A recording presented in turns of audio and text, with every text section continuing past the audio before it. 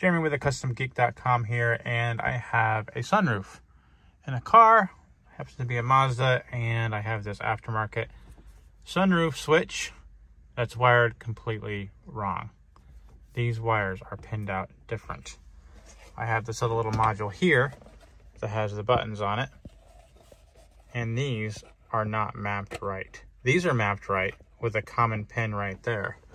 But this wiring harness here has a common pin right here. This is a problem. Okay, so this is the common wire here on this switch, on the actual physical switch, but that does not go to the common wire here. And so this green common wire, this is all low voltage, nothing's high current here. If I touch this to the wire next to it, it triggers an auto open. Whoops, and if you hit this wire, it's not auto close. But if I hit this wire here, it's an auto open. And so this wire is a close, and so I close it.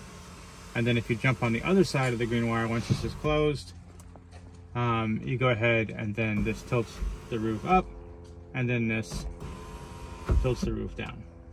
Okay, so the aftermarketness of this put the common wire on the wrong rail, so it's here, and the common wire should be here. So I think we should cut all of these and resolder some things, and it's easier than finding the right correct one. And I'm already 3 feet into this, so let's get it done. So this harness has 6 conductors in it, and it's just 6. 1, 2, 3, 4, 5, 6. And so 1, 2, 3, 4, 5, 6.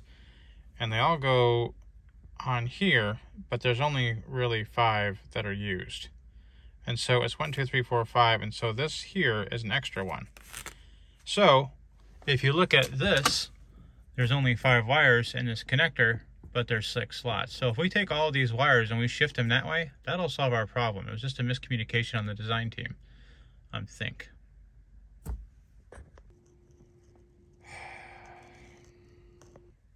For those of you wanting to stab yourself with to figure out how to get the wires out, the pin goes right there. There's a little buckle that goes on top of here that you got to take that off. That opens this up a little bit, and you put the pin right there in the harness in between the plastic and the metal, and then the wire will pull out.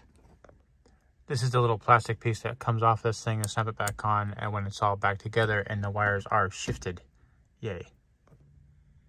Now we have all that done, we shift our focus literally over here, and now we put this piece back together. This piece contacts this piece, and then has the sunroof switches, and then the 2 lights are powered by these contacts here, and this all goes back together, screwed back together. In a magic few seconds, you'll see it all work.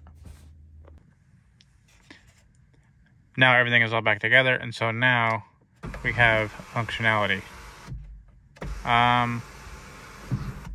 I think so. Actually, yeah, that's the slide, and this is the tilt, but they're backwards. Now I get the distinct privilege of switching these outside wires, and so the buttons match the functions, what they're actually supposed to do. So tilt, close, and then slide, and then close manually, while holding it down. Thought this is kind of a neat idea. There's latches on this side that hold it, and so you put those in there. I can do this with one hand while turning on lights and stuff like that. But you have those, and this goes up here like this, and then these lenses have the other dogs, and so when you put these lenses back on, all right, they hold the whole thing in place. Pretty slick. So now everything's all back together, and of course I have the functionality of the sunroof, and I can close it when it's raining, which is cool. And then my dome lights and everything else all work perfect. Only cost me a few hours and 1 tiny hole in my finger. Bye. And here's an excellent reason why I needed the sunroof closed because of this.